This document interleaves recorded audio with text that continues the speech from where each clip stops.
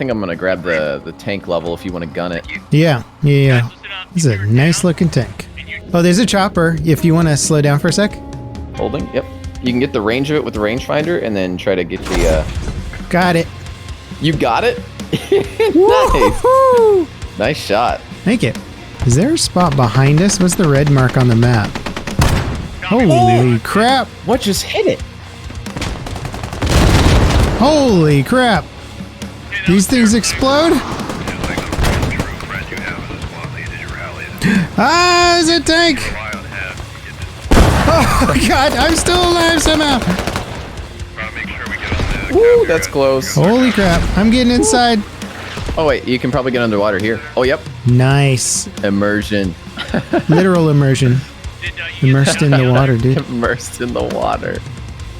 The past year has been a relatively quiet one for the Milsim FPS Squad, but with good reason. As it turns out, the team has been working on a massive update for their game. Probably the biggest one this title has seen since launch, maybe. Now, I often considered Squad visually impressive in the sense that it really seemed interested in realistically portraying the environment versus just glamorizing environments. But Update 2.12 introduces a visual overhaul that brings the game firmly into the future, taking it to the next level, and in my opinion makes it the most realistic looking and feeling military shooter, period.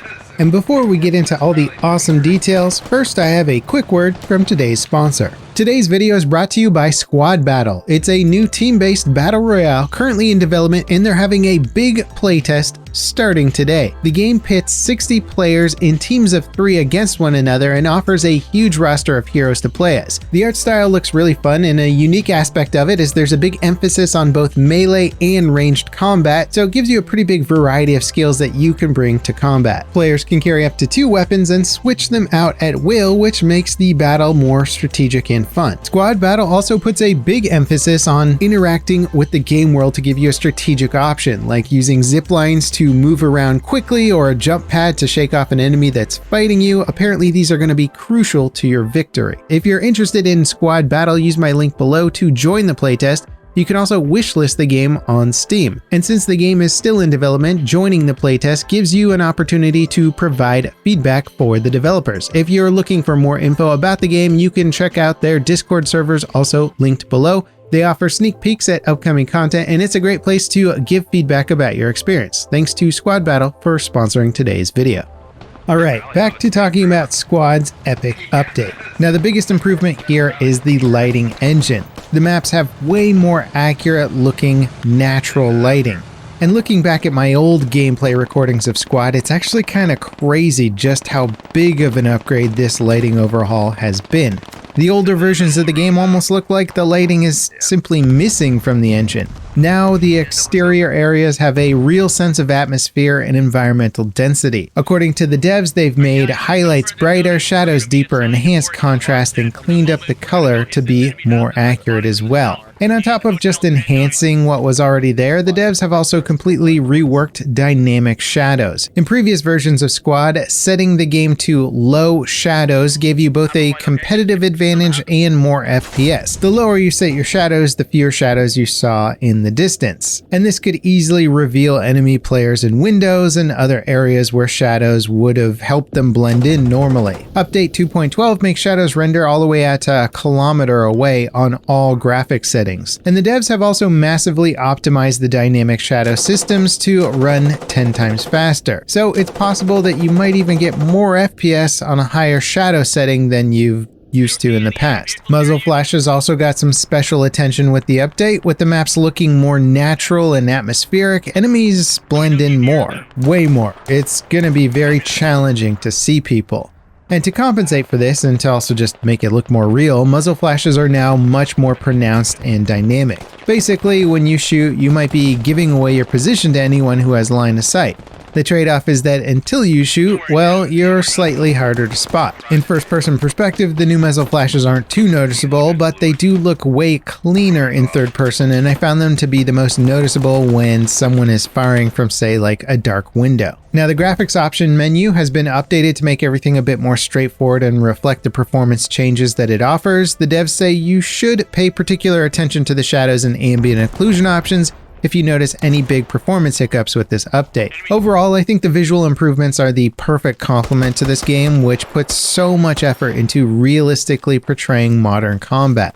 Squad is now a good leap ahead of other indie milsim shooters, and honestly, it can go toe-to-toe graphically with a lot of the bigger games these days. Now, of course, the update isn't just about visuals, it also makes a bunch of improvements to gameplay, maps, and more. The actual patch notes are several pages long, so regardless of whether or not you've been away from Squad for a long time, there's going to be a lot to catch up on.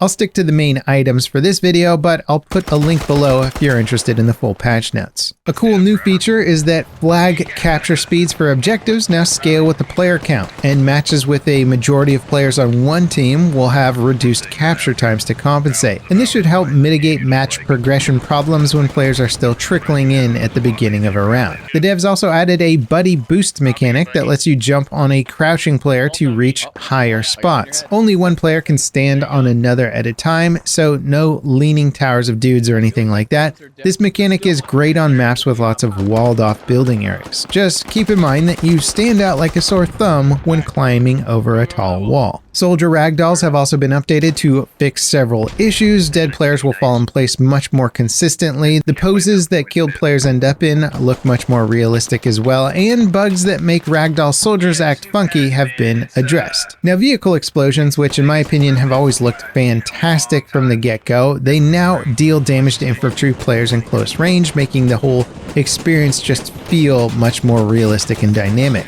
So if a tank on a map gets blown up while you're standing next to it, well, you're going to take some damage or be killed. Helicopters also interact with ground foliage much more realistically. When touching down, they cause grass, bushes, and whatever other plant life under the rotor area effect to ripple like they would in real life. It's actually pretty cool and looks very realistic. Also, tons of the sound effects were either updated or replaced with new stuff. Character footstep audio has new unique sounds for the game's different surfaces like streets, dirt, sand, concrete, and more, making it easier to figure out where enemies might be sneaking up on you or just differentiating friend from foe. The devs also added a new matchmaking option called seeding. It puts you in a smaller mode designed around fighting in more confined spaces. And the final big thing that I wanted to talk about is the overhaul of 2 maps. Gorodok and Yorovka, if I'm saying that right, which I'm sure I'm not. Both maps got some new textures and significant lighting enhancements to improve their realism. They also have new layers and tons of fixes for floating objects and other stuff like that. Now, I hopped into some games with Operator Drewski playing on the Playground server,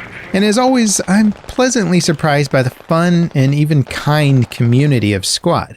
I know, what a rarity in the FPS world, but every time I pop into this game, people I run into seem to be generally pleasant and happy to just squat up and be playing the game, which is important in a game that has a lot of little rules and nuances that you might not be immediately familiar with, especially with new players. Squad is a game that offers a truly unique experience with authenticity and immersion at its core. It's been fun to watch the game evolve over the years, and patch 2.12 is actually a massive upgrade, bringing Squad firmly into the future with new graphics that can compete with most modern games. And if you haven't tried out Squad yet, well, now is a great time to get into it. It's probably a lot of people's gateway game into the world of milsim gaming in general. Just be prepared to work as a team and accept the fact that, well, you might just get tossed around for a bit on your first go around with Squad. Matches can vary pretty drastically. You might be getting sniped from the forest one round to find yourself absolutely dominating in close quarter city combat the next.